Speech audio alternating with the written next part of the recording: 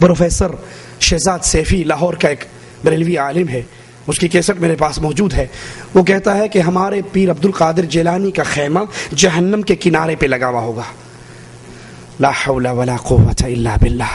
اللہ کی غیرت کو ان ظالموں نے کیا سمجھا ہے، اللہ کی قدرتوں کو کیا جانا ہے. فرشتے جن لوگوں کو پکڑ پکڑ کر جہنم میں پھینک رہے ہوں گے، پیر عبد القادر جیلانی اپنے مریدوں کو چھڑا چھڑا کر جنت وارث کریں گے. جہاں اللہ کے پیارے حبیب علیہ الصلوۃ والسلام اپنی بیٹی اور اپنی پھوپھی سے ہاتھ اٹھا کر کہتے ہیں وہاں پکڑی گئی تو میں نہیں چھڑا سکوں گا، اور یہ کہتا ہے یہ خیمہ ہی جہنم کے کنارے پہ لگائیں گے. انا للہ و انا الیہ راجعون. حاجت روا صرف اللہ عز و جل ہے. قرآن حکیم کی آیات پہ غور کیجئے. ما یفتح اللہ للناس من رحمت فلا ممسک لها وما یمسک فلا مرسل له من بعده وهو العزیز الحکیم. اللہ تعالی جو رحمت لوگوں کے لیے کھول دے سو اس کو کوئی بند نہیں کر سکتا. جو اللہ رحمت دینا چاہے کوئی روک نہیں سکتا، اور جس رحمت کو اللہ روک لے، اللہ بند کر دے، اس کو کوئی کھول نہیں سکتا. وہی غالب حکمت والا اللہ ہے. اگر اللہ کسی پہ مصیبت ڈالنا چاہے کوئی رکاوٹ نہیں بن سکتی، اور اللہ کسی کی مصیبت دور کرنا چاہے تو کوئی اس پہ ڈال نہیں سکتا. لیکن احمد رضا خان صاحب بریلوی اپنی کتاب الامن والعلا میں لکھتے ہیں اللہ تعالیٰ کے کچھ ایسے بندے ہیں جن کو اللہ تعالیٰ نے مخلوق کی حاجت روائی کے لیے خاص فرمایا ہے. لوگ گھبرائے ہوئے ان کے پاس حاجتیں لے کر آتے ہیں اور یہ ان کی حاجت روائی کر دیتے ہیں. اسی کتاب کے دوسرے مقام پر لکھتے ہیں اللہ کے نبی حضور ہر مصیبت میں کام آتے ہیں. حضور ہر مصیبت میں کام آتے ہیں. حضور علیہ السلام ہی بہتر عطا کرنے والے ہیں. عاجزی اور ذلت کے ساتھ حضور کو ندا کی جائے حضور ہی ہر بلا سے پناہ ہیں. لا حول ولا قوت الا باللہ. اگر اللہ کے نبی صلی اللہ علیہ وسلم ہر مصیبت میں کام آتے ہیں اور وہ قیامت تک کام آتے رہیں گے تو جب حسنین کریمین پر مصیبت ٹوٹی اللہ کے نبی کام کیوں نہ آئے؟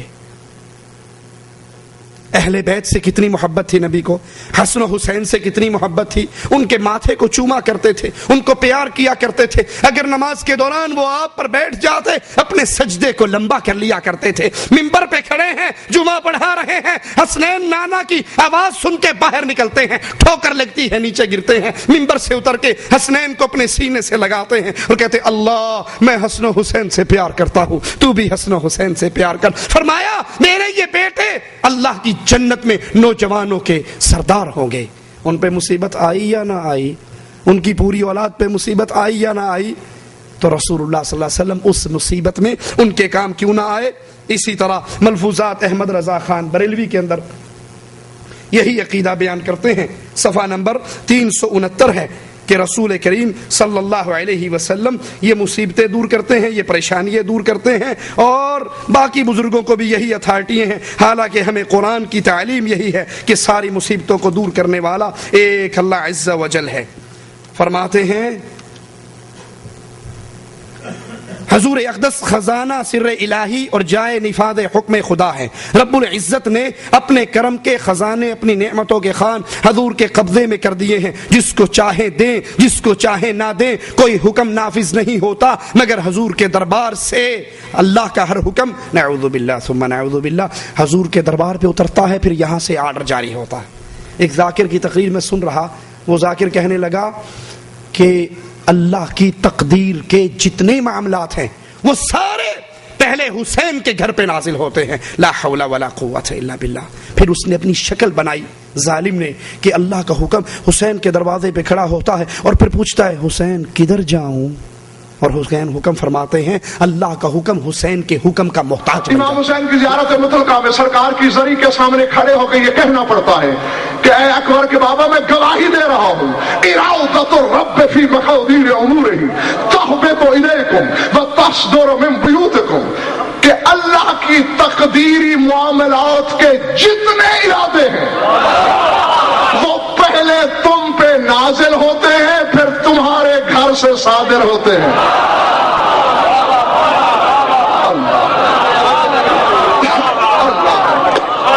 اللہ اکبر العظمۃ للہ. نہیں مجھے نہیں خبر کہ کس کے سر سے گزرا جملہ، کس کی زمین دل پہ اترا. ارادۃ الرب، رب کے ارادے، فی مقادیر امور ہی، تقدیر کے امور میں، यहबितु इलैकुम, आप पर उतरते हैं, व तस्दुरु मिन बुयूतिकुम, फिर आपके घरों से सादिर होते हैं। फिर अब अल्लाह पे भी एक फतवा लगा, जिसका इरादा आकर हुसैन से पहले पूछता है कहां जाऊं।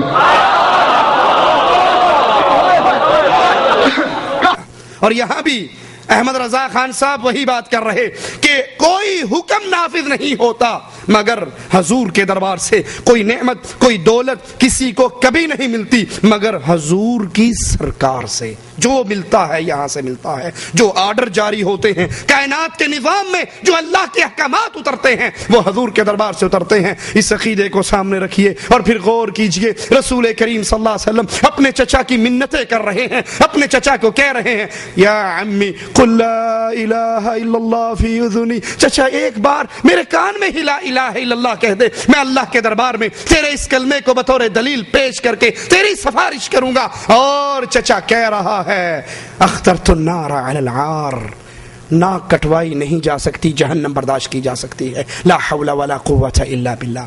नबी गमगीन होते हैं, आसमान वाला कुरान की आयत उतार देता है, इन्नका ला तहदी मन अहबब्ता, जिनको तू पसंद करे हिदायत नहीं दे सकता, वलाकिन अल्लाह यहदी मन यशा, हिदायत का सारा इख्तियार हुक्म अल्लाह का, आर्डर अल्लाह का। और अगर अल्लाह के आर्डर के खिलाफ नबी की जुबान से कोई जुमला निकल भी जाता था तो मालिक फौरन पकड़ करके अपने नबी को कहा करता था या अय्युहन नबी लिमा तुहर्रिमु मा अहल्लल्लाहु लक, अल्लाह ने हलाल किया तू हराम करने वाला कौन है। तब्तगी मर्ज़ात अज़वाजिक, बीवियों की रज़ामंदी चाहता है या अल्लाह की रज़ा।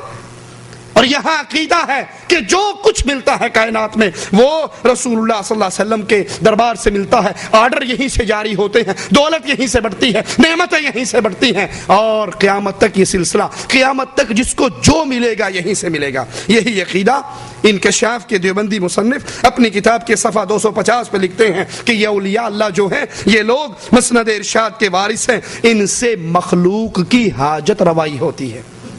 ये हमारे औलिया अल्लाह ये हाजत रवा है, मखलूक इनके पास आती है। यही अकीदा उलमाए बरेली का है और यही अकीदा उलमाए देवबंद का है। अल्लाह ही फरियाद रस है, वही गौस है, यही अकीदा तौहीद है। कुरान हकीम बयान फरमाता है अम्मन जअल अल अर्ज़ क़रारन व जअल खिलालहा अनहारन व जअल लहा रवासिया व जअल बैन अल बहरैन हाजिज़ा अ इलाहुम मअल्लाह, इस जमीन को करार देने वाला क्या वो जिसने जमीन को करारगाह बनाया, इसके दरमियान नहरें जारी की और इसके लिए पहाड़ बनाए, दो समुद्रों के दरमियान हिजाब और आड़ और रुकावट पैदा की, क्या अल्लाह के अलावा कोई और माबूद है, कोई और गौस है, कोई और फरियाद रस है? ये तौहीद का अकीदा, ये अहले हदीस का अकीदा, ये कुरान और हदीस की दावत। और इसके मुकाबले पे आइए बरेलवी उलमा क्या कहते हैं। ये हमारे हाथ में मलफूजात अहमद रजा खान बरेलवी है, सफ़ा नंबर इसका 106 है। 106 पर अपने बुजुर्गों के बारे में फरमाते हैं, सवाल करने वाला सवाल करता है ऐ हजरत क्या गौस हर जमाने में होता है? तो जवाब में फरमाते हैं बगैर गौस के जमीन व आसमान कायम नहीं रह सकता। ला हौला वला कुव्वता इल्ला बिल्लाह। और जमीन व आसमान के बारे में कुरान क्या खबर देता है, अम्मन जअल अल अर्ज़ क़रारा, किसने जमीन को सकून अता फरमाया, किसने इसके अंदर पहाड़ गाड़े, किसने इसमें नहरें चलाई, किसने मीठे और कड़वे पानी के समंदरों में रुकावटें और आड़ खड़ी कर दी, सिवाय अल्लाह के ये काम और कौन करता है? और यहाँ अकीदा बयान किया जाता है कि गौस हर जमाने में होना उसका जरूरी है और अगर गौस ना हो ना जमीन कायम रह सकती है ना आसमान कायम रह सकता है। ला हौला वला कुव्वता इल्ला बिल्लाह। यही अकीदा उलमाए देवबंद बयान करते हैं। ये हमारे हाथ में शमाइल में इमदादिया है, इमदादुल्लाह मुहाजिर मक्की की किताब सफ़ा 55 पे यही अकीदा बयान करते हुए कहते हैं कि औलिया अल्लाह आलम के द आलम यानी सतून हैं। ये छत है ना, इसके ये सतून है, अगर ये सतून हटा दो छत गिर नहीं जाएगी। इसी तरह हमारे औलिया अल्लाह इस पूरी कायनात के सतून है। औलिया होंगे तो कायनात बरकरार रहेगी, वगरना ये सारी की सारी कायनात गिर जाएगी। जमीन और आसमान बगैर गौस के कायम नहीं रह सकता। और सफ़ा 43 पे इन गौसों की किरदार को भी बयान करते हैं, इनका काम क्या है। कहते हैं एक दिन हजरत गौस आज़म, गौस का मतलब है फरियाद रस, मदद करने वाला, और गौसे आज़म सुपरलेटिव डिग्री है। क्या मतलब? सबसे बड़ा फरियाद रस, سب سے بڑا فریاد رس کون ہے؟ اللہ عز و جل. اور یہاں یہ اتھارٹی اپنے پیر صاحب کو دیتے ہوئے، پیر عبد القادر جیلانی کو دیتے ہوئے کہتے ہیں ایک دن حضرت غوث اعظم 7 اولیاء اللہ کے ہمراہ بیٹھے ہوئے تھے، ناگاہ نظر بصیرت سے ملاحظہ فرما لیا کہ قریب ایک جہاز غرق ہو رہا ہے. آپ نے ہمت اور توجہ باطنی سے اس کو غرق ہونے سے بچا لیا. بیٹھے کہیں اور ہیں، بصیرت کی نگاہ پڑی، کیا دیکھا؟ ایک جہاز سمندر میں ڈوب رہا ہے، وہیں بیٹھے بیٹھے موڈا دیا اور پار لگا دیا.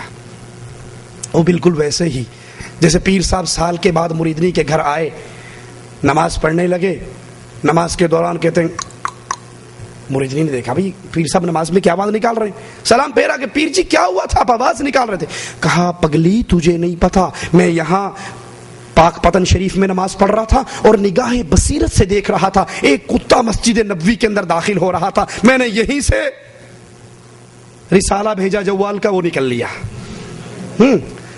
مریدنی کو تھوڑی سی پڑھی لکھی تو اس نے کہا ابھی حساب لگا لیتی ہوں، دیکھتی ہوں کیا واقعی ماشاءاللہ اتنا پہنچا ہوا ہے. اس نے سیویاں پکائی اور سیویوں میں نیچے گھی، اوپر چینی، اوپر پھوکی بغیر گھی چینی کے سوکھی سیویاں اوپر رکھ دی اور چمچ دے کے حضرت جی کے ساتھ بیٹھی، حضرت جی کھائیے، تناول فرمائیے، سال کے بعد آئے. اب وہ پلیٹ کو بھی دیکھ رہا ہے اور مریدنی کو بھی دیکھ رہا ہے. وہ کہتی قربان جاؤں سرکار کھاتے نہیں ہیں. کہا میں تو سال کے بعد آیا تھا، بڑی امیدیں لے کر آیا تھا کہ تو بڑی خدمت کرے گی، اور تو نے پاگل عورت نہ اس میں گھی ڈالا ہے نہ شکر ڈالی ہے اور سوکھی میرے سامنے رکھ دی، میں کیسے کھاؤں؟